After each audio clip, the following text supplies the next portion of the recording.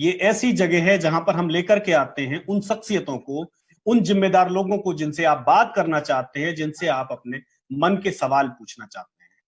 वो इंडस्ट्री के एक्सपर्ट्स भी हैं, वो सरकार चलाने वाले जिम्मेदार भी हैं, और वो कॉर्पोरेट हाउसेस के वो जिम्मेदार लोग भी हैं जिनके ऊपर कहीं ना कहीं देश की जिम्मेदारी है, चाहे वो पॉलिसी बनाने में हो या फिर देश को चलाने में। हम कोविड के माहौल से गुजर रहे हैं और कहीं ना कहीं यदि तनाव है हर इंडस्ट्री के लिए, और सबसे बड़ी इंडस्ट्री जिसको कहें कि जो जिसका नाम ही है ऑटोमोटिव है, जो जो ऑटोमोबाइल से जुड़ी हुई है, वो इंडस्ट्री सबसे ज्यादा इस समय मुश्किलों में है। कहा जा रहा है कि लॉकडाउन के बाद से आज तक एक भी व्हीकल नहीं खरीदा गया। सोचिए, शायद इतिहास का पहली बार ऐसा मौका होगा जब से ऑटोमोबाइल्स इंडस्ट्री शुरू हुई है, इतने लंबे समय तक उसकी बिक्री पर पूरी तरह से लॉकडाउन हो गया। तो इस इंडस्ट्री को कैसे हम वापस खड़ा करेंगे, कैसे इस इंडस्ट्री का फ्यूचर हमें दिखाई दे रहा है, और कैसे ये देश की इकोनॉमी को पटरी पर लाएगी, इन सब मुद्दों पर जवाब देने के लिए, इन सब मुद्दों पर बात करने के लिए हमारे पास इंडस्ट्री के सबसे जाने पहचाने चेहरे, महिंद्रा ग्रुप के, महिंद्रा एंड महिंद्रा लिमिटेड के एमडी और सीईओ डॉक्टर पवन गोयनका हमारे साथ हैं। डॉक्टर साहब, आपका बहुत बहुत स्वागत है पत्रिका कीनोट सैलून में। हमारे साथ कीनोट में जो हमारे सहयोगी हैं डॉक्टर सौरभ भंडारी जी, जो हमारे नेशनल हेड मार्केटिंग हैं, वो भी हमारे साथ मॉडरेशन में रहेंगे, और हम इस पूरे मसले पर बात करेंगे कि आखिर हम ऑटोमोबाइल्स इंडस्ट्री को कैसे खड़ा करेंगे और कैसे हम आगे लेकर के जाएंगे। तो डॉक्टर साहब, पहले बात हम शुरू करें उससे पहले, जो आप ऑटोमोबाइल्स इंडस्ट्री को एक प्रेजेंटेशन के थ्रू दिखाना चाह रहे थे, तो हम चाहते हैं कि आप उससे एक बार पूरे फर्टिलिटी को समझाएं कि कैसे देश वापस पटरी पर आएगा ऑटोमोबाइल्स के साथ। नमस्कार तिवारी जी, धन्यवाद। मैं आप सबसे एक बड़े अजीब माहौल में बात कर रहा हूँ, और मुझे अनफॉर्चुनेटली हिंदी बोलने की ज्यादा आदत नहीं है टेलीविजन पे, लेकिन फिर भी मैं कोशिश कर रहा हूँ कि मैं हिंदी में आपसे बात करूँ। एक जो माहौल अभी हमारे सामने है, ये हम में से किसी ने भी कभी सोचा नहीं था कि हम इस माहौल से गुजरेंगे, लेकिन हमारे सामने है, और हमें इसे ऑब्वियसली इससे हमें किसी तरह से भी इसे पूरा करना होगा। तो मैं आपसे कुछ देर के लिए ऑटोमोटिव इंडस्ट्री की बात करूंगा, कुछ अभी इस माहौल में इंडस्ट्री के ऊपर क्या तकलीफें आ रही हैं उसकी बात करूंगा, और इसके हम आगे देखें तो किस तरह से इंडस्ट्री वापस आए और आगे बढ़े, इस पे बात करूंगा। मैं चाहूंगा कि मैं 8-10 मिनट आपसे कुछ प्रेजेंटेशन दूं, और उसके बाद जो भी आपके सवाल हैं उन सवालों के जवाब करने की कोशिश करूंगा। तो Prasad, if you can start the presentation.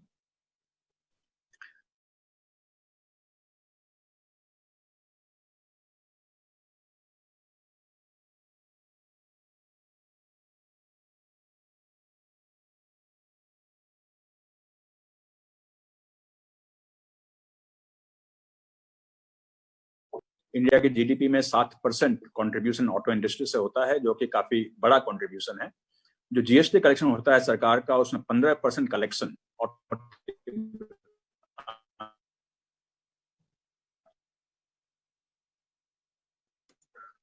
4% के आसपास पूरा जो हमारा एक्सपोर्ट होता है, उसमें 6% ऑटो इंडस्ट्री का है।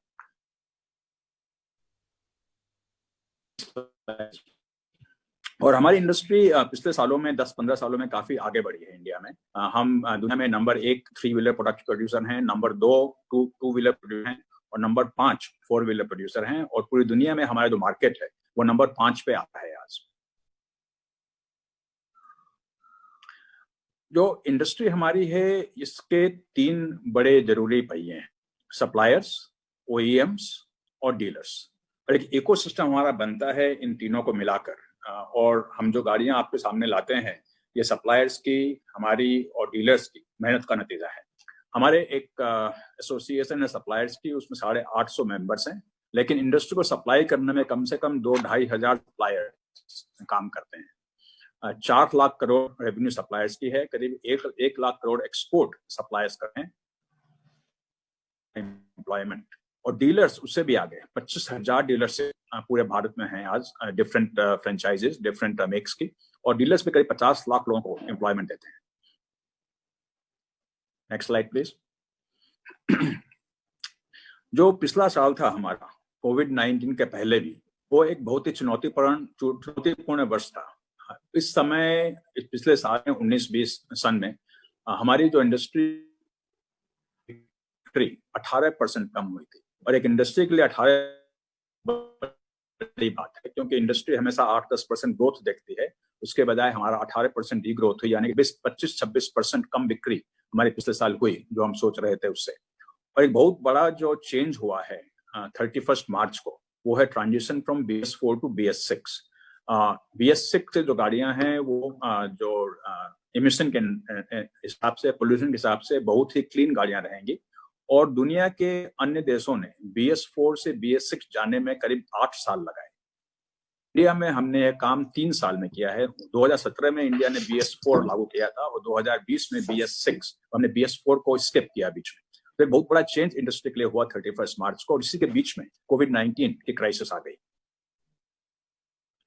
अब ये जो समय है ये बहुत ही कठिन वक्त है, और इससे इंडस्ट्री को बहुत गहरी चोट, नो डाउट चोट है, लेकिन मैं इंडस्ट्री की बात कर रहा हूं अभी आपके सामने। पिछले 50 दिनों से सब यानी कि ऑटो मैन्युफैक्चरर्स, सब सप्लायर्स, सब डीलरशिप्स बंद हैं। करीब 2300 करोड़ रेवेन्यू हर दिन, 2300 करोड़ रेवेन्यू हर दिन इंडस्ट्री का लॉस हो रहा है, और सरकार को भी करीब 500 करोड़ रुपए की GST की जो आती है इंडस्ट्री से, वो भी पूरी तरह से बंद हो गई है। तो आप सोच सकते हैं कि 400-500 crore revenue per day GST के सरकार को मिलना बंद हो गई 50%। Next slide. तो पिछले 2 महीनों में जो कहानी है has become upside down, दुनिया औंधे मुंह गिर पड़ी है। जो एक आशा थी इस साल की, वो एक निराशा में बदल गई है। अनडाउटेडली अभी स्वास्थ्य की प्राथमिक चिंता हम सबको है, भले ही हम कंपनी हो, इंडस्ट्री हो, इंडिविजुअल हो, फैमिलीज हो, कम्युनिटीज हो या सरकार हो, लेकिन इसका अर्थव्यवस्था पर, इकोनॉमी पर बहुत बड़ा गप पड़ रहा है, और काफी तेजी से ये प्रभाव बढ़ रहा है।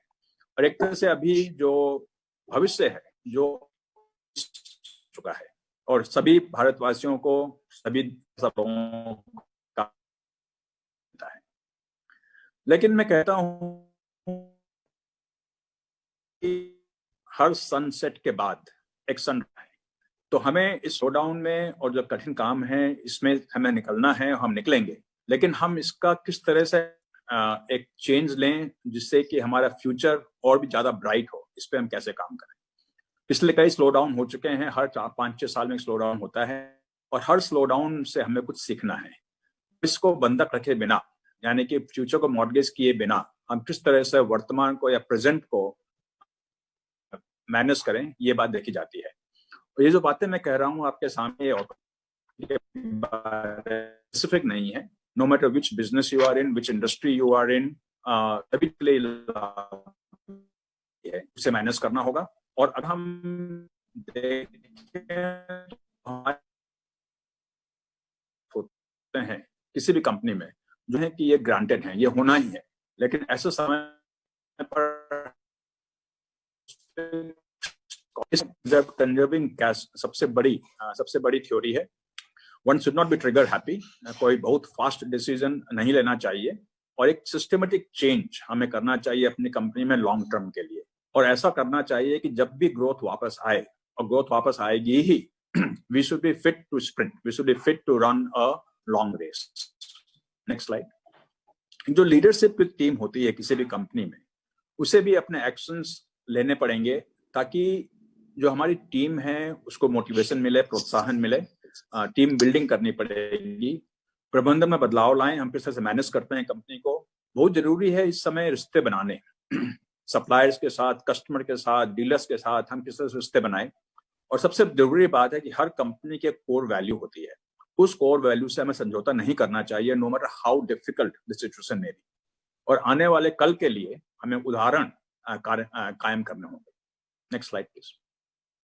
तो मैं आपसे बात करूंगा कि जब हमारा लॉकडाउन खुलेगा, और खुल रहा है धीरे धीरे, तो हम किस तरह से इंडस्ट्री को रीबूट करेंगे।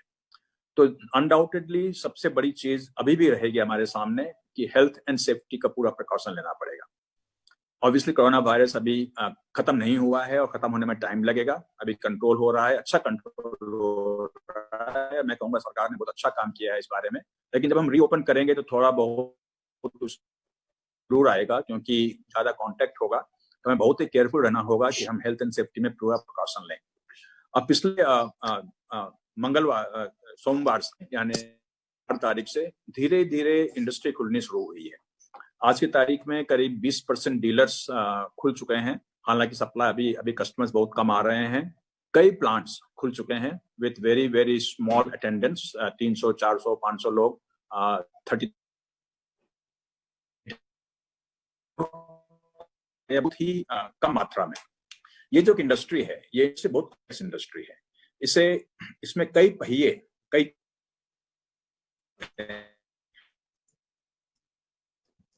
का पहिया चलता है। सप्लायर्स किस से वो है, ओईएम्स किस तरह से गाड़ी बनाएं, उनको डीलर्स के पास ले जाएं और डीलर्स गाड़ी को बेचें।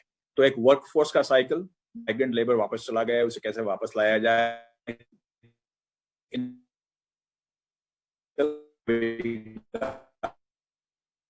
कैपिटल चाहिए, ओईएम्स को वर्किंग कैपिटल चाहिए, डीलर्स को वर्किंग कैपिटल चाहिए, कस्टमर फाइनेंसिंग चाहिए। वो सब चीजें वापस शुरू करने धीरे धीरे लगेगा, धीरे वो काम आगे बढ़ेगा। और मेरा सोचना है कि हम अब काम शुरू कर रहे हैं, कम से कम 2-3 महीने लगेंगे बिफोर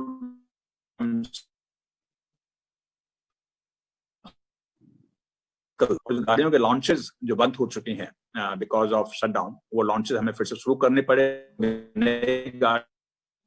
लेकिन अगर हम शॉर्ट टर्म जो रीबूटिंग की बात कर रहे हैं उसके भी अगर हम आगे सोचें लॉन्ग टर्म में, तो उससे हमें कोविड-19 से क्या सीखा और उस तरह से हम कैसे अपने बिजनेस को अच्छा बिजनेस करेंगे, उसके बारे में हमें सोचना पड़ेगा। किस तरह से हम नए बदलाव लाएंगे, किस तरह से हम रीडिफाइन करेंगे अपने बिजनेस को। तो मैं सोच रहा हूं कि हमें पिछले 50 दिनों में घर बैठे काफी कुछ सोचने का समय मिला और हम सब ये सोच रहे हैं कि हम अपने बिजनेस को कैसे चेंज करेंगे। बिक्री जो हम कर रहे हैं गाड़ियां कस्टमर्स को, उसमें किस तरह से हमारा तरीका बदलेगा। डीलर्स और ओईएम्स के बीच में जो फंक्शनिंग होती है वो कैसे चेंज होगी। सप्लायर्स और ओईएम्स के बीच में जो फंक्शनिंग होती है वो कैसे चेंज होगी। जो फिक्स्ड कॉस्ट कंपनियों के होते हैं, काफी ज्यादा फिक्स्ड कॉस्ट होते हैं, उसे हम कैसे कम करेंगे। इन्वेंट्री लेवल जो आज रहते हैं उसे हम कैसे कम करेंगे। पूरी वैल्यू चेन में हम कैसे एफिशिएंसी लाएंगे। ये सब हमें देखना पड़ेगा लॉन्ग टर्म के लिए। Next slide please. और हमें इंडस्ट्री पूरी कोशिश कर रही है कि वापस हम नॉर्मल आए, लेकिन सरकार से थोड़ी सहायता हमें चाहिए और इसके लिए हमें इंडस्ट्री की तरफ से हमने सरकार के लिए रिक्वेस्ट की है कई जगहों, कई एरियाज में कि हमें सरकार से सहायता चाहिए। सबसे बड़ी चीज है वो रोजगार और वेतन में सहयोग के लिए, विशेष तौर पर डीलर्स के लिए और एमएसएमई जो छोटे उद्योग हैं उनके लिए किस तरह वो एम्प्लॉयमेंट चालू रखें और किस तरह से वेजेस पे करें। जो क्रेडिट है इंडस्ट्री के लिए उसकी फंडिंग सरकार से चाहिए हमें। और जब हम शुरुआत करेंगे इंडस्ट्री की, कस्टमर्स को कैसे वापस लाया जाए, गाड़ियों को कैसे बेचा जाए, उसके लिए भी मांग बढ़ाने के लिए हमें सरकार से सहयोग जरूर चाहिए। उसके लिए हमने कई रिक्वेस्ट रखी हैं, जीएसटी की रिक्वेस्ट, स्क्रैप पॉलिसी की रिक्वेस्ट, फाइनेंसिंग रेट की रिक्वेस्ट। गवर्नमेंट भी ऑब्वियसली उन्हें कई चीजें देखनी चाहिए, वो क्या कर सकेंगे नहीं कर सकेंगे वो सामने आएगा। हमने ये रिक्वेस्ट की है कि जो नए रेगुलेशंस हमारे आते हैं गाड़ियों पर, उसे 12 महीने के लिए रोक दिया जाए, क्योंकि अभी हमें इंडस्ट्री को रीबूट में हमें पूरा अपनी कोशिश करनी पड़ेगी। और इंडस्ट्री को आगे बढ़ाने के लिए एक व्यापक इंटरवेंशन गवर्नमेंट का चाहिए, एक पॉजिटिव तरीके से, कि हम इस समय को मेक इन इंडिया को प्रोत्साहन देने के लिए यूज कर सकें। तो साथियों मैं आपसे कहूंगा कि जो समय है वो बहुत कठिन समय है, लेकिन इस समय हमें सब साथ काम करके जितनी भी कम damage to health and welfare of a people के साथ इसे हमें काबू में लाना है और उसके बाद इंडस्ट्री को रीबूट करके रीडिफाइन आगे बढ़ना है। तो यहीं मैं अपनी ओपनिंग स्टेटमेंट बंद करूंगा और फिर आपसे जो आपके सवाल हैं उन्हें वापस जवाब देने की कोशिश करूंगा। बिल्कुल डॉक्टर साहब, आपने जिस तरह से पूरी इंडस्ट्री के हालातों को जो समराइज किया है कि जिस तरह के जो हालात बने हुए हैं, क्या जरूरत है, किन मुश्किलों से निकल करके हम आगे जाएंगे, वो आपने बहुत अच्छे से समराइज किया। लेकिन एक जो सवाल बना हुआ है कि ये हालात तो है, लेकिन पोस्ट कोविड से निपटने के बाद, प्री कोविड आपके पास पहले से चैलेंजेस थे, सेल्स को लेकर के लगातार सेल्स डिप हो रही थी। पोस्ट कोविड अप्रैल पहला होगा शायद किसी फाइनेंशियल ईयर का कि जिसमें आपके पास जीरो सेल है पूरे ऑटोमोबाइल्स इंडस्ट्री में। तो कैसे इसको मैनेज करेंगे, कैसे इसको जिसको कहे ना हम वापस रीस्टार्ट के मूड में बैठे हैं, तो कैसे रीस्टार्ट करेंगे उसको? तो देखिए, सबसे पहली चीज ये है तिवारी जी कि समय ये अभी हमारा है करीब 2 महीने का समय, जहां पूरी रैली भी नहीं हुई। इस समय कॉस्ट कंट्रोल पे दिया गया, लेकिन कंट्रोल में जितनी बड़ी प्राय छोटी कंपनियों ने भी एम्प्लॉय ध्यान दिया कि उन्हें कोई जो इनके इनकम है वो कम ना हो, और ये कंपनियों के लिए एक बहुत बड़ा खर्च है, क्योंकि ड्यूटी नहीं होती है और खर्चा होता है तो ऑब्वियसली कठिनाई आती है। जरूरी था कि ये काम किया जाए, जरूरी था कि हम जो सर्विसेज कायम करते हैं कंपनियों में, जो कंपनियां तो चल रही हैं, हमारी बोर्ड मीटिंग्स हो रही हैं, हमारी मीटिंग्स हो रही हैं, हमारे इंजीनियरिंग का काम हो रहा है, वो तो चल ही रहा है, हमारे प्रोडक्शन नहीं हो रहा है, लेकिन उसके अलावा सब काम हो रहा है। तो उसमें हम जो सर्विसेज हैं उसमें किस तरह से हम करें कि जो भी वो कर रहे हैं, जिन्हें घर से निकलना पड़ता है, उनकी पूरी हेल्थ सेफ्टी का पूरा ध्यान है। और जो हम अभी वापरेंगे तो शुरू करने में हमें काफी करनी पड़ेगी। जब हमने प्रोडक्शन किया था, जो सेल्स बंद किए, आसान था, हमने पावर ऑफ कर दिया और प्लांट बंद हो गए। शुरू करेंगे 2 महीने बाद, मशीनों को फिर से एक तरह से कहा जाए तो तेल देना पड़ेगा, इन फिगरेटिवली स्पीकिंग। हम जब मशीन चालू करेंगे तो क्या हिस्सा मशीन का कुछ उसे मेंटेनेंस चाहिए, वो सब।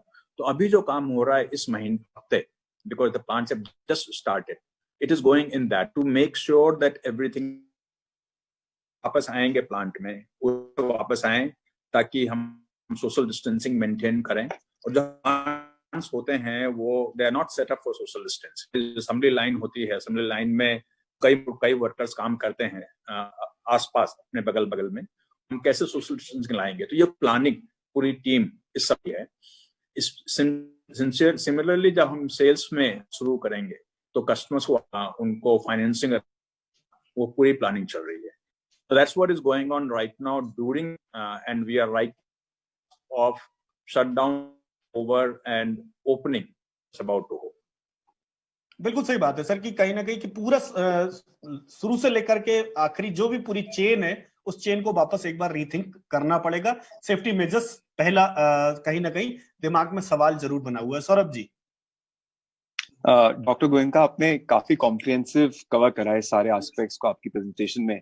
ऑटो ने एक बहुत बड़ा रोल अदा करा है जीडीपी कंट्रीब्यूट करने में कंट्री के लिए, बहुत बड़ा एम्प्लॉयमेंट जनरेट करता है। तो अभी तकलीफें आपने पूरी सारी रिटरेट करी, कई पॉजिटिव्स भी निकल के आ रहे हैं। बोला जा रहा है पब्लिक ट्रांसपोर्टेशन कम होएगा which will boost the demand. Rabi की फसल अच्छी रही है, monsoon is predicted to be good. कैसे आप इसको पॉजिटिवली देख रहे हैं? वो इंडस्ट्री के लिए गुड साइंस कैसे बनेंगे और इंडस्ट्री उसको कैसे कैपिटलाइज करेगी? तो मैं इस बात का 2 हिस्सा में जवाब दूंगा। एक, हम जो काम करते हैं वो हमारे काम करने के तरीके किस तरह से बदलेंगे, और दूसरा हमारे बिजनेस पे क्या इम्पैक्ट आएगा। तो जहां तक डिमांड का सवाल है, कम से कम 2-3 महीने तक एक डिमांड डल रहेगी, क्योंकि अभी जब हम कोविड-19 से बाहर निकलेंगे तो कस्टमर्स जो हैं वो एक कंजर्वेटिव मूड में रहेंगे। उन्हें अभी कॉन्फिडेंस नहीं होगा कि ये वापस करना शुरू हो जाए, and therefore customers will not want to spend too much money and conserve cash. तो 2-3 महीने स्लो डिमांड रहेगी, लेकिन उसके बाद कई फैक्टर्स हैं जो कि डिमांड को पॉजिटिव कर सकते हैं। जैसा आपने कहा कि पब्लिक ट्रांसपोर्ट कम यूज होने की एक टेंडेंसी होगी, जो शेयर्ड मोबिलिटी है वो कम यूज करने की एक टेंडेंसी होगी। इसलिए जो एक एज पे हैं, बॉर्डर पे हैं, जो अफोर्ड नहीं कर सकते हैं नहीं कर, वो गाड़ी नहीं खरीदेंगे, लेकिन जो अफोर्ड कर सकते हैं गाड़ी नहीं खरीद रहे हैं, या जो एकदम बॉर्डर लाइन है वो शायद गाड़ी खरीदने में ज्यादा ध्यान देंगे। तो मुझे उम्मीद है कि after the initial hesitation of not money conserving cash, after initial hesitation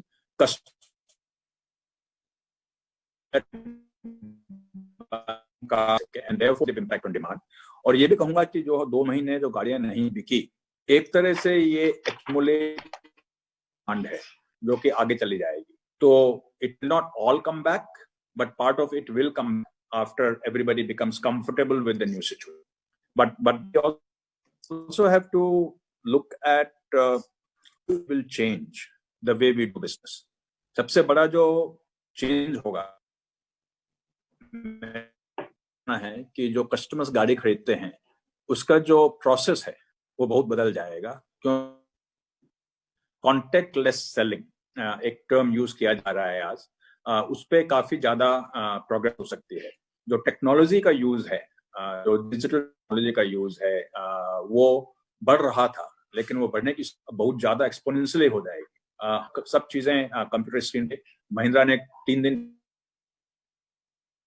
है कि आप गाड़ी देख सकते हैं, खरीद सकते हैं, इंश्योरेंस ले सकते हैं, पेमेंट कर सकते हैं, फाइनेंसिंग कर सकते हैं, सब घर बैठे ऑनलाइन।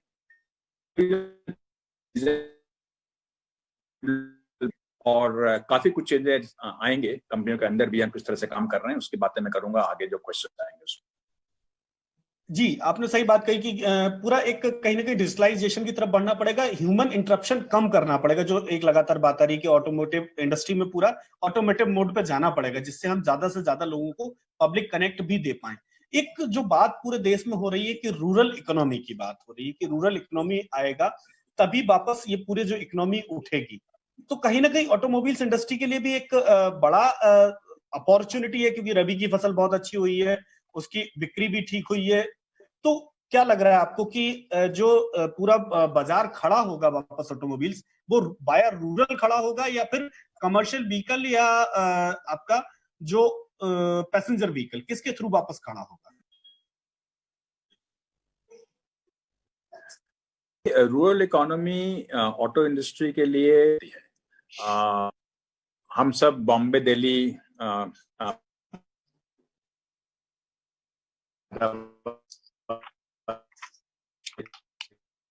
जो रूरल इंडिया है, ग्रोथ ये से हुई है पिछले सालों में। And for Mahindra has a very big. ने कहा कि रूरल इकोनॉमी कोविड-19 इतनी अफेक्ट हुई है क्योंकि हमारी फसल, रबी फसल काफी अच्छी रही, काफी अच्छा रहा। एक डर लग रहा था कि शायद हार्वेस्टिंग ठीक से न हो पाए, लेकिन सभी भाई उससे लग रहा है कि सब अच्छा हार्वेस्टिंग। तो एक तरह तो ये सब पॉजिटिव। दूसरा जो पॉजिटिव है कि मॉनसून का जो फोरकास्ट है पॉजिटिव आ रही है, normal to 5% above normal, which is a very good news. तो with good rabi crop, with good and the good kharif sowing will definitely buoyancy in the rural area. तीसरी चीज जो है कि माइग्रेंट वर्कर्स जो वापस गए हैं, तो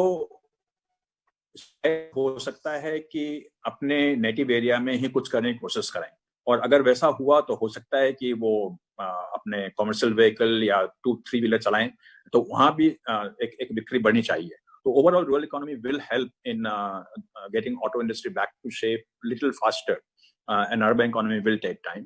और अगर मैं सेगमेंट्स की बात करूं, तो जो रूरल गाड़ियां हैं, जैसे हमारी बड़ो स्कॉर्पियो गाड़ियां हैं, उनमें अच्छी डिमांड होनी चाहिए। जो हमारी पिकअप गाड़ियां हैं, स्मॉल कमर्शियल व्हीकल हैं, उनमें अच्छी डिमांड होनी चाहिए। जो बड़ी गाड़ियां हैं, ट्रक्स, जो में शायद टाइम लगे, और जो पैसेंजर कार्स हैं उसमें लगे। But rural area vehicles we are and अभी जो हमारी डीलरशिप खुल रही हैं वो भी इस एरिया में खुल रही हैं, because there are mostly green and orange zone and the city is in the red zone. अभी वहाँ डीलरशिप नहीं खुल रही है। बिल्कुल सही बात है कि आपकी डीलरशिप खुलना शुरू भी हो गई पिछले 8-10 दिन में, और मुझे लगता है कि वो पूरा स्टार्ट जो है वो आपका धीमे धीमे आना शुरू हो गया है। सौरभ जी, किस तरह से देखते हैं? डॉक्टर गोयनका, आपने बहुत एक महत्वपूर्ण चीज बोली कि big auto players will conserve cash. आप बोल रहे थे इंडस्ट्री के बारे में कि हमको कहीं ना कहीं कंजर्वेटिव होना पड़ेगा। मैं आपसे समझना चाहूंगा कि कैसे इसको इंडस्ट्री को देखना चाहिए, how to strike the right balance. क्या R&D कम हो जाएगी? क्या उनको विजिबिलिटी कम करनी चाहिए? Because they have to take calculated risk to take the segment back on track. तो कैसे आप इसको देख रहे हैं एक ओवरऑल लेवल पे? What should be the right practice in this, doctor? देखिए, जैसा मैंने कहा अपने ओपनिंग प्रेजेंटेशन में कि we have to manage the present without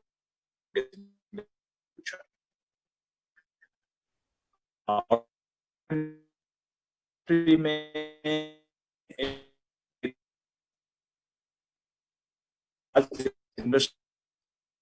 उसका हमें नतीजा मिले. Moving 4 years from now, many products to sell.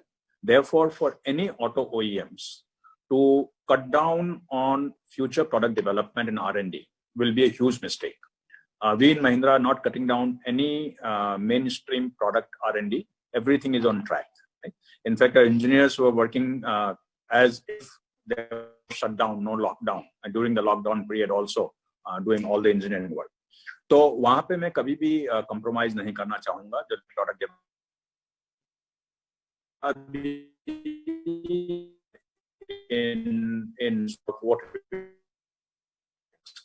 what affect नहीं आएगा.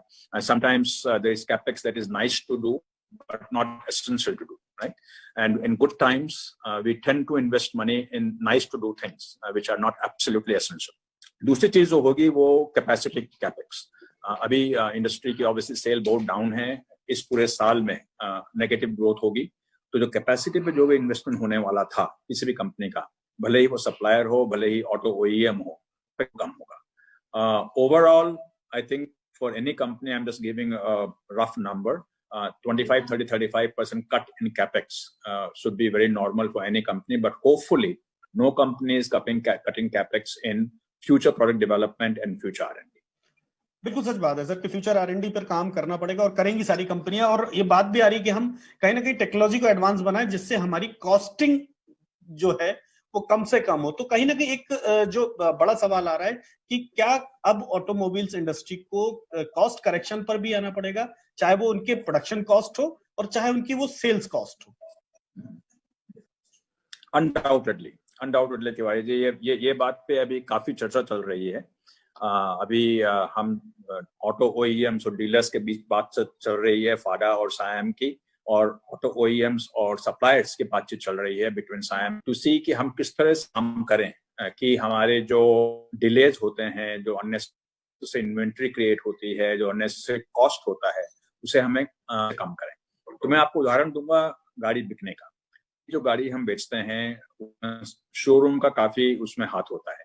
जैसा मैंने कहा पहले भी कि ऐसा हम सबका सोचना है कि हम अब ज्यादा online digital platforms, digital use करेंगे एंड भी काफी यूज टू हो जाएंगे.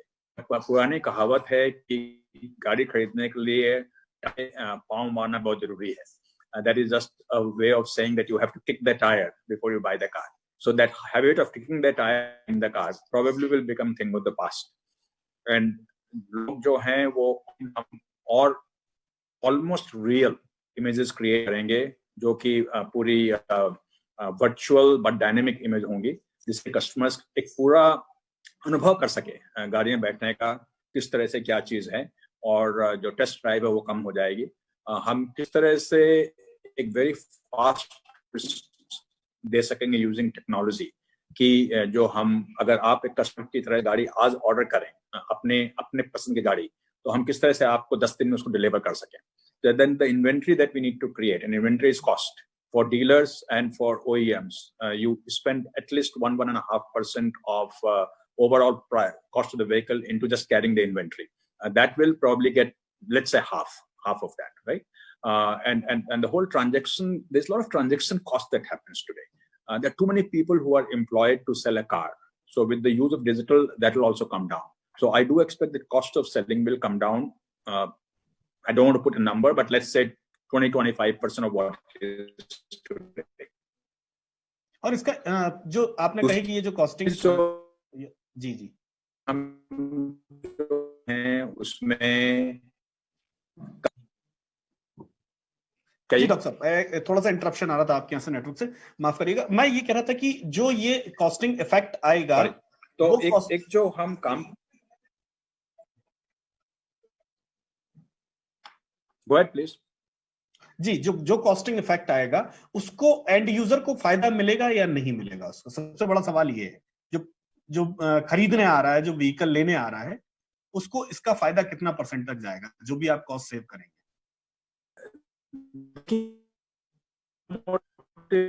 जो है नंबर कहना बहुत मुश्किल है, लेकिन मैं ये कहूंगा कि ऑटो इंडस्ट्री एक बहुत कॉम्पिटिटिव इंडस्ट्री है और इसमें हर company obviously wants to increase their market share. Therefore, nobody can keep significant profit within the company, because if there's so much profit to be made, then somebody will come and say, I'm going to make less profit. And if somebody says, I'm going to make less profit, then everybody has to bring that down. So the overall return on investment that we have in auto industry, it is a very open competition that happens between various companies, not just companies, even between various dealers. Some same I cannot say that from tomorrow this vehicle price will come down by X or Y. Unfortunately, जब हम शुरू करेंगे वापस गाड़ी बेचना, तो एक बार तो जो हमें अभी हमारे जो खर्च हुए हैं विदाउट रेवेन्यू, उसे रिकवर करना पड़ेगा, और हो सकता है कि हमें प्राइस नहीं पड़े. I cannot say that right now, but हो सकता है प्राइस बढ़े, but that will be temporary phase. जब हम ज़्यादा efficiently काम करना शुरू करेंगे पूरी वैल्यू चेन में, about dealers, but even suppliers or suppliers के suppliers के suppliers, सब जब efficiently काम करेंगे, और जो हमारी inventory is dead cost, because inventory यहाँ पर है, उसका कोई फायदा नहीं हो रहा है, लेकिन इसमें हमारे कैश फंसा हुआ है, उसमें हम इंटरेस्ट दे रहे हैं. इन्वेंट्री कम होने से हमारे कम होगी, जो हमारे जो वर्किंग से कॉस्ट कम होगा, हम कॉस्ट कम होगा, हम मीटिंग्स कम करेंगे, फिजिकल मीटिंग, इन सब का एक एक्यूमुलेटेड फायदा जरूर होगा, लेकिन कब होगा ये कहना मुश्किल है. बिल्कुल सही बात है, लेकिन एक On a lighter note, I would like to say that customers should not wait for that cost to come down before they buy that car. It won't be something that will happen overnight or something that will happen in a big chunk. बिल्कुल बिल्कुल, लेकिन आने वाला एक समय ये है कि कुछ ना कुछ कॉस्ट एफिशिएंसी उसको दिखाई देगी. जी Saurabh ji. Dr. Goenka, I was trying to look at all the opportunities available. कोई भी अभी इस वक्त छोटी सी opportunity भी लग रही है तो उसको capitalize करने का सब लोग कोशिश कर रहे हैं. April was a marriage season and a lot of auto players lost out on that. With lockdown opening, do you see that being capitalized in short term? And how should the dealers latch on to that? Well, Saurabh, none of the marriages happened. So obviously all the marriages will be happening in the next few months. मेरे खुद के नेफ्यू की शादी थी, वो भी नहीं हुई. But I would say that जो एक change होगा, जो change is going to be very far reaching in the sense जो हम 800 लोगों का रिसेप्शन करते थे शादियों में, वो शायद अब ना हो, क्योंकि for a long time there will be a concern about being in crowded places, right? So the large events with large gatherings in small spaces, closed spaces, will take a backseat. जो शादियों में गाड़ी की extra बिक्री होती है, वो शायद होगी, and probably what we lost out in April, at least some of it will recover in June, July. But I cannot say right now whether the enthusiasm or the scale of marriage will remain the same. The scale of marriage may come down because everybody will be doing it because it had to be completed in a sense. That the same kind of celebration that happens, the 3-day, 4-day function events, people coming from all over the country, in fact, many cases all over the world, they'll probably slow down. And as I told you that my nephew was to get married, then we are still planning right now that we'll do the wedding in June, and we are wondering whether we should scale it down or keep to the same level as it was planned originally. But in short, as I said earlier, that the lost sales that we had in April and what we will have in May for sure, and some of it towards the end of March, is not all lost forever. I cannot say 100% will come back, but some of it will come back. 50%, 60%, 30%, 40%, I cannot say. बिल्कुल सही बात है sir कि कितना वापस आएगा, लेकिन आएगा जरूर, ये तो भरोसा तो इतना बड़ा है. ये एक सबसे बड़ा जो सवाल कहीं ना कहीं आपका नेटवर्क भी आपसे ये जानना चाहता है, आपसे मतलब पूरी इंडस्ट्री से, कि जो नेटवर्क है उसका फ्यूचर क्या होगा और वो किस तरह से अभी इंडस्ट्रीज को उनके साथ खड़ा होना चाहिए, क्योंकि एक पूरा वक्त है नेटवर्क भी इस प्रॉब्लम को फेस कर रहा है आपका, तो उसके साथ पूरी इंडस्ट्री कैसे खड़ी हो कि जिससे कि वो नेटवर्क जिंदा बना रहे. देखिए, नेटवर्क हमारी लाइफलाइन है. बिना नेटवर्क के हम कुछ नहीं कर सकते, क्योंकि हम गाड़ी बेचते हैं, गाड़ी बेचता है हमारा नेटवर्क. जैसे कि सप्लायर्स के बिना हम कुछ नहीं कर सकते, we don't sell the car. तो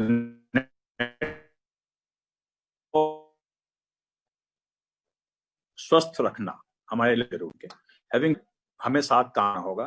Now our dealers want us to increase their margin to take care of वो हमें देखना होगा. लेकिन ज्यादा जरूरी और ज्यादा इफेक्टिव चीज है, क्योंकि अगर हम मार्जिन बढ़ाते हैं तो कस्टमर बढ़ेगी, और कस्टमर की प्राइस बढ़ेगी तो गाड़ी की बिक्री कम होगी. तो instead of just saying let's increase the margin, what we have to बाकी अगर हम कॉस्ट ऑफ सेलिंग को समझिए, आज एक गाड़ी बेचने में डीलर्स का करीब 8% खर्च लगता है. अगर हम उस 8% को 1% कर दें तो एक तरह से बढ़ गई. तो हमें कोशिश यही करनी है कि हम किस तरह से उनका जो वेस्ट बिल है, किस तरह से उनके इन्वेंट्री कैरिंग कॉस्ट है, किस तरह से उनका फुटप्रिंट जो है उनकी, जिस पर उन्हें रेंट देना पड़ता है, उसे कम करें ताकि उनका खर्च कम हो. एंड एक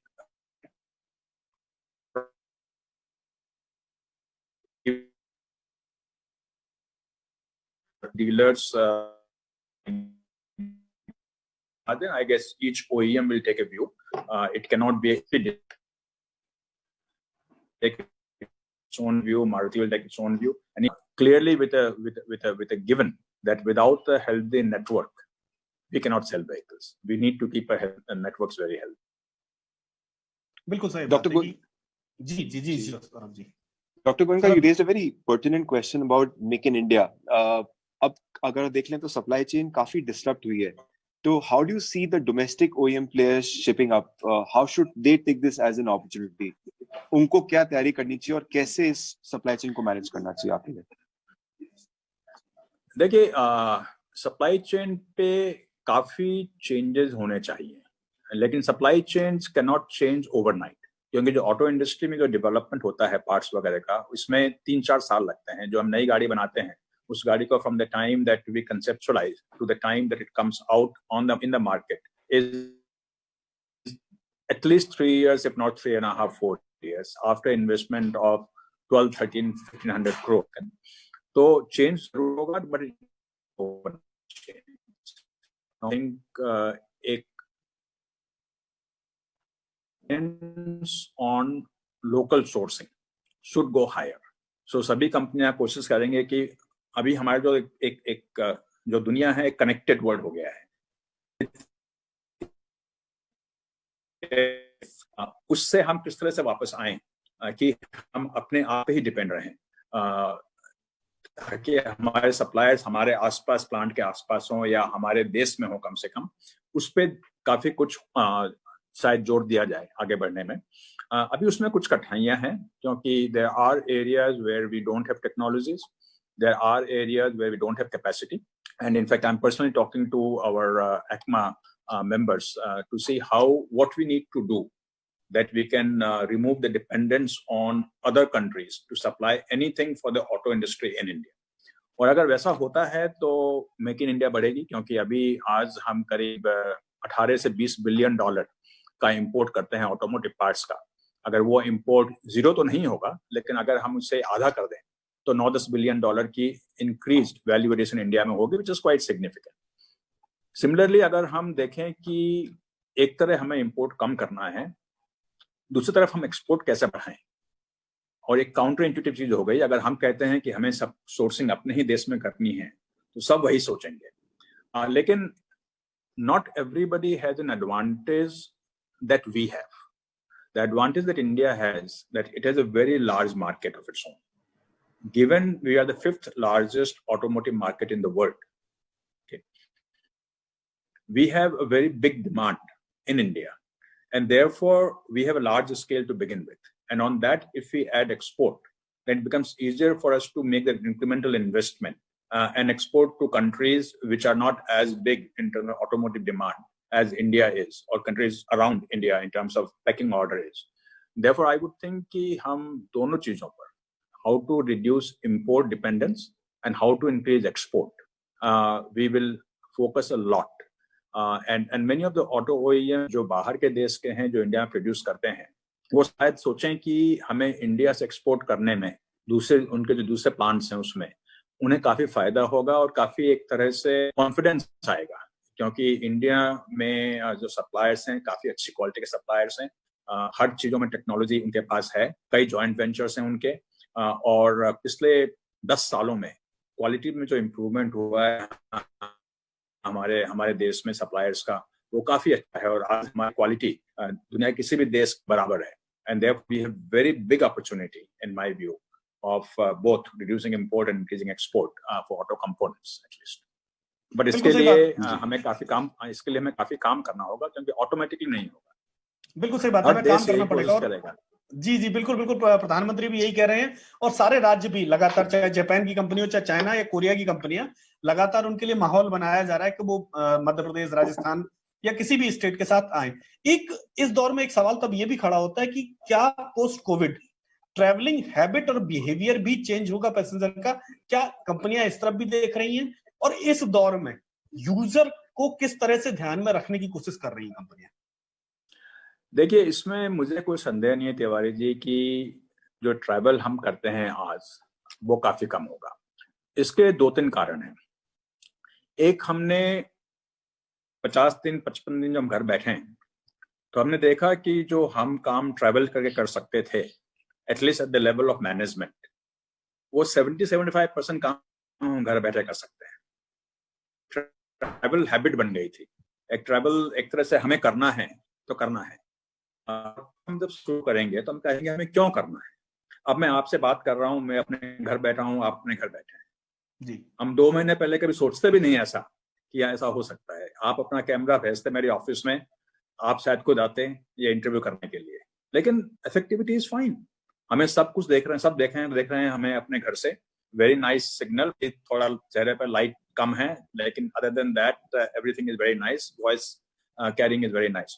तो जो हम एक तरह से हमारा माइंडसेट हो गया था कि हमें ट्रैवल करना ही है, that myth I call it is broken, and with that broken में वी विल फाइंड कि जो सप्लायर एक सीनियर मैनेजमेंट से मिलने के लिए चेन्नई से मुंबई आता था for half an hour meeting, जो सप्लायर का सीईओ और owner spend whole day, spend 20-25,000 rupees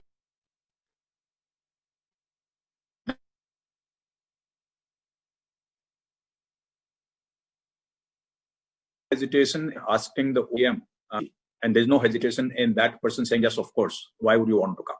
अभी सरकार से बात करने में भी अगर आप देखें कि पहले अगर मुझे किसी गवर्नमेंट इंडिया में सेक्रेटरी से बात करनी थी तो मैं दिल्ली जाऊंगा, उसके लिए मैं आधे घंटे की मीटिंग के लिए पूरा दिन निकालूंगा।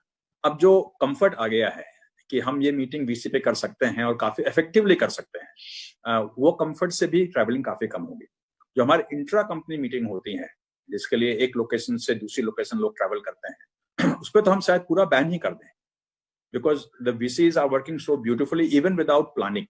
हमने इसके लिए प्लानिंग भी नहीं की थी, but after now little bit of more work, bandwidth improvement, so I think that travel will come down at least by half if not more. And आप सोचिएगा अगर हम एटलीस्ट हाफ ट्रैवल कम हो गई तो somebody like me saving 1 day a week, and you can imagine the value of saving 1 day a week for any person. My productivity is going to go up by 25%, and that will be across the board for everybody. So that's a very big positive that is coming out of COVID-19, something that would have never happened because we were so convinced that I have to travel. We are so convinced that meeting cannot take place unless you are physically present in one room together. That was just a mindset. That myth is broken. बिल्कुल सही बात कही जी। Saurabh ji. Dr. Goenka, there's a lot of discussion about electric vehicles. हमारे देश में भी उसकी काफी प्रोग्रेस हो रही है, रिसर्च एंड डेवलपमेंट हो रहा है. It has not seen the kind of traction which it should get in the recent past. Post-COVID, how do you see that shaping up? What will be the critical factors that will depend on the success of electric vehicles going forward? देखिए, 2-3 चीजें हैं इसमें और they are not necessarily all in the same direction. इसलिए ये कह पाना, मैं ये नहीं कह सकता हूँ कि कल से इलेक्ट्रिक व्हीकल की सेल डबल हो जाएगी, लेकिन there are factors that I want to put on the table. सबसे पहली बात ये है कि अभी जो हमारा environment है, जो एयर क्वालिटी है, ये क्लीन हो गई है. Okay, obviously we don't want the cleanliness of air quality at the cost of economy going down like this, but everybody can see that if we do not have emission coming from the tailpipe of automobiles, we can get clean air. And therefore, that will drive people to think more about electric vehicles, right? If the number of kilometers that you are traveling in your car is going to come down, electric vehicles may make more sense, right? That's on the positive side. On the negative side, the crude oil prices have collapsed. Halaki, that has not yet passed on to the customers in India. But if it continues like that, eventually it will get passed on to the customers. Agar crude oil price kam ho gaya, to electric vehicle jo commercial viability hai, wo thodi kam ho jati hai. So if India decides to reduce the oil price, the petrol and diesel prices, the same level as the crude prices have come down, which I don't think will happen, then the viability will come down. But if I was to kind of assume that that won't happen, I think the impetus to buy electric vehicle will become higher than what it was before. And therefore, we should see a faster sort of conversion to electric vehicles. इसमें एक चीज और ये देखनी है सौरभ जी कि electric vehicle also is a big opportunity for India in Make in India. और अभी सरकार भी इस बात पे देख रही है कि अगर जब हम वापस आए और जब हम फिर से अपना साइकिल शुरू करें तो किस तरह से हम इलेक्ट्रिक व्हीकल्स को मेक इन इंडिया को काफी ज्यादा emphasize करें and all the plants, all the value additions will happen in India, and that provides an opportunity for us, for our country, to significantly increase Make in India.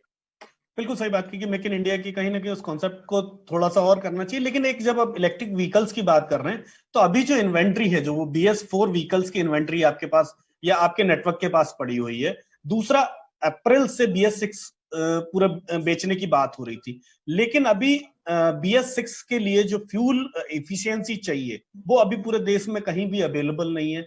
दूसरा, वैसे ही electric vehicles की बात हमने की तो electric vehicles के लिए भी वही स्थिति है। तो अभी अगर मैं सिर्फ BS6 की बात करूं तो कंज्यूमर है वो कंफ्यूज है कि वो क्या करे, क्योंकि BS4 आपका नेटवर्क बेचना चाह रहा है क्योंकि उसके पास इन्वेंट्री है, BS6 वो लेना चाहता है लेकिन उसके पास फ्यूल इफिशिएंसी नहीं कि हर जगह उसको फ्यूल अवेलेबल हो जाए। तो ऐसी स्थिति में क्या करना चाहिए और सरकार को अभी किस तरफ जाना चाहिए, सरकार को ऑटोमोबाइल्स के लिए क्या करना चाहिए? तो इसमें शायद कुछ गलतफहमियां लोगों के दिमाग में हैं, उसे मैं क्लियर करना चाहूंगा। सबसे पहला ये है कि BS4 की इन्वेंट्री डीलर्स के पास बहुत कम है। सुप्रीम कोर्ट का जो ऑर्डर था कि हमें 31 मार्च तक गाड़ियां बेचनी है और उन्होंने थोड़ी राहत दी थी कि 10% of the inventory on 22nd March could be sold after 1st April, and that number is very small. तो ऐसा नहीं है कि डीलर्स के पास काफी BS4 इन्वेंट्री हो। इनफैक्ट मैं कह सकता हूँ कि महिंद्रा एंड महिंद्रा की अगर बात करूं तो हमारे पास कोई BS4 इन्वेंट्री नहीं है, और अभी सुप्रीम कोर्ट के ऑर्डर के अनुसार हम BS4 बेच पे नहीं सकते हैं except for very few vehicles that given a specific sort of specific order for. So BS4 is not a problem for anybody. Where there is small problem कि जो गाड़ियां हमने 31 मार्च के पहले बेची थी वो अभी पूरी रजिस्टर नहीं हो पाई हैं क्योंकि RTOs बंद थे, और अभी RTOs खुल रहे हैं लेकिन उनके वॉल्यूम बहुत ज्यादा है। तो कुछ RTOs ने अपने स्पेसिफिक रूल्स ही बनाए हैं which are different from the central government rule, तो थोड़ी सी उसमें वो काम हो रहा है, but this is only to register the already sold vehicle.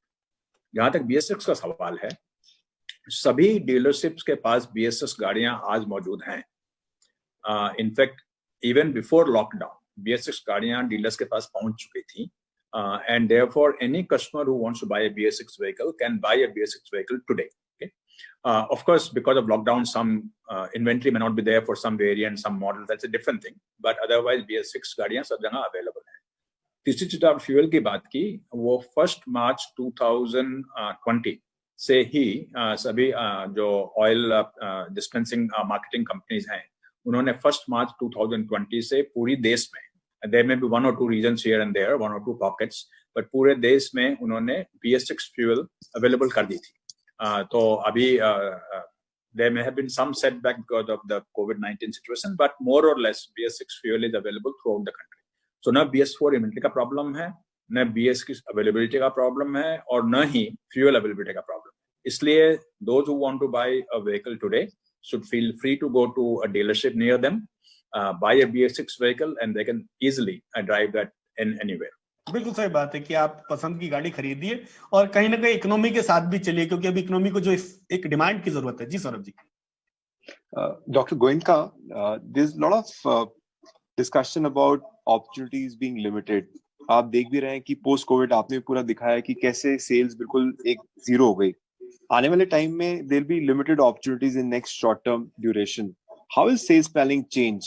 क्या अब जैसे मेट्रो देख रहे हैं तो वहां पे अभी बिल्कुल सब बंद पड़े हुए हैं, तो किस तरफ मार्केट की तरफ प्लानिंग होगी? क्या रीजनल मार्केट्स की तरफ जाया जाएगा, इमर्जिंग मार्केट्स की तरफ जाया जाएगा?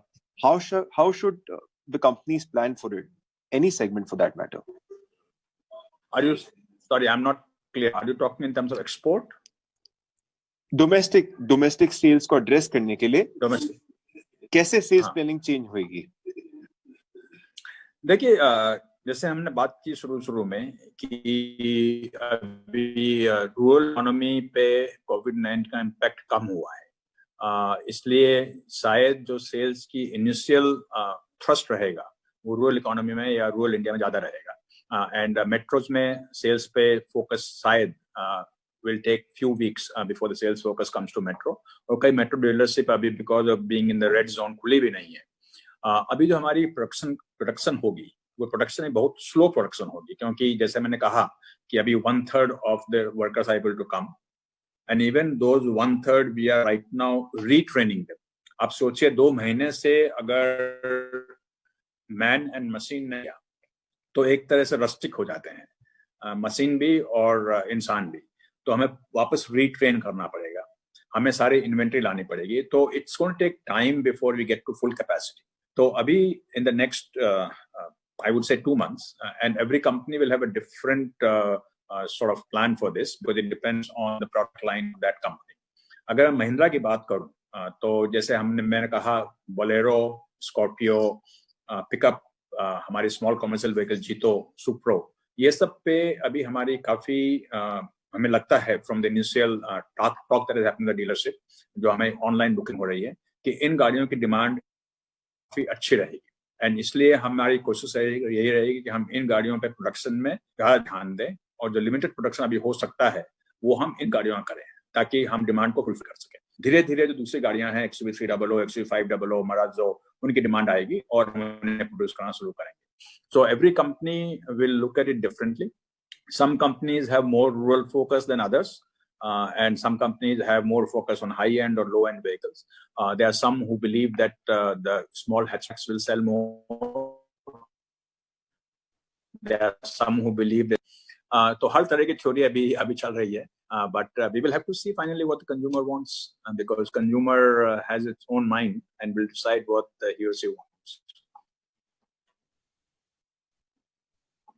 बिल्कुल सही बात है कि कंज्यूमर क्या सोचता है क्या नहीं। तो ये सवाल यही कि इंडस्ट्री क्या सोच रही है कि कंज्यूमर क्या सोचेगा पोस्ट कोविड, वो किस तरह के व्हीकल्स के लिए बढ़ेगा, और पैसेंजर कार भी लेगा तो उसको उसमें क्या क्या चाहिए होगा, कुछ इस तरह का क्या इंडस्ट्री सोच रही है, और अगर सोच रही है तो उस तरह के कैसे बदलाव लेकर के आ रही है? ये एक अच्छी बात तिवारी जी आपने कही, क्योंकि अगर हम गाड़ी को देखें, हम किस तरह की गाड़ी, again auto industry में things cannot change overnight, so it's not that from tomorrow I'll start making different vehicles, but जब हम प्लानिंग करते हैं गाड़ी की तो एक कस्टमर्स की हम रिसर्च करते हैं कि कस्टमर्स को किस तरह के फीचर्स गाड़ी में चाहिए। तो अब अगर हम देखें जो शेयर्ड मोबिलिटी गाड़ियां होती हैं, जो गाड़ियां एग्रीगेटर चलाते हैं, ओला उबर वाले, उन गाड़ियों में एक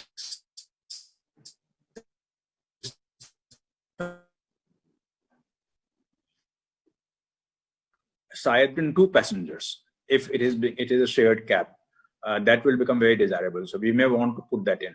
कई कंपनियां अभी देख रही हैं कि हम सैनिटाइजर कैसे गाड़ी में, कई कंपनियां देख रहे हैं कि हम ध्यान दें। काफी कुछ काम अभी शुरू हो चुका है, शायद एक कंपनी ने चाइना में कुछ लॉन्च भी किया है, लेकिन ये काम चल रहा है, और आप देखेंगे कि 6 महीने 9 महीने साल भर में कई कंपनियां हर तरह के डिफरेंट फीचर्स लॉन्च करेंगी to give confidence to the customer that the customer can use the vehicle with confidence that the vehicle will not lead to any kind of infection. बिल्कुल सही बात है कि कहीं ना कहीं वो एक दबाव है भी कि भाई पैसेंजर क्या पसंद करना चाह रहा है, वो व्हीकल में क्या क्या चीजें देखना चाह रहा है consumer. Saurabh ji. Dr. Goenka, you lead a very large company. People take aspiration from you. I was talking to a lot of dealers who look upon to you as a champion. आपके पर, आपकी decisions पे, actions पे हजारों lives dependent रहती हैं. How do you prepare for yourself for such a pressure cooker situation, especially in these turbulent times? आप कैसे अपने आप को plan करते हैं?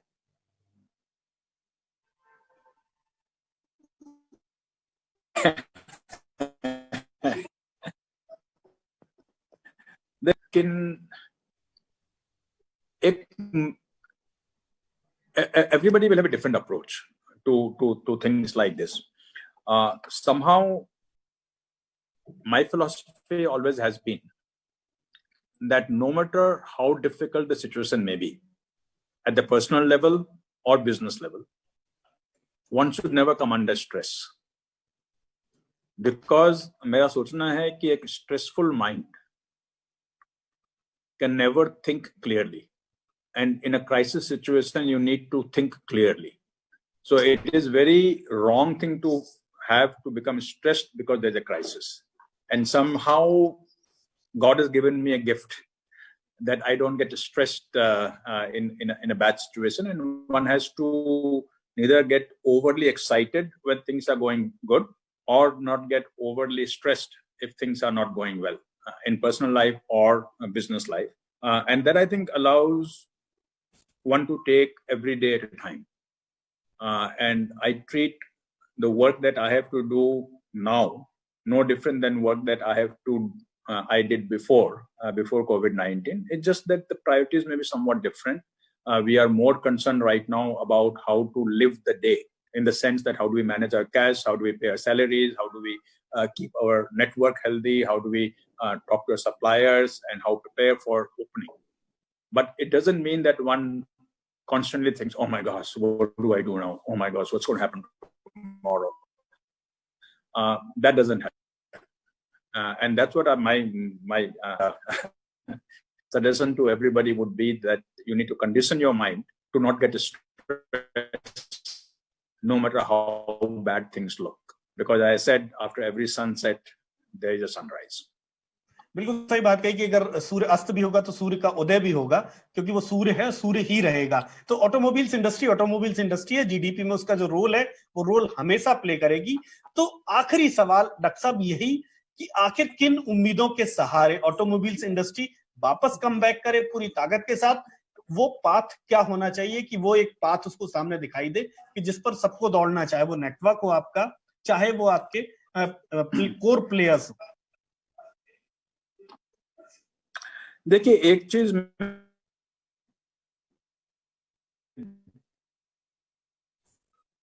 मुझे कहना चाहिए ना चाहिए, मैं आई डोंट नो, लेकिन एक चीज में, जो क्राइसिस आई है,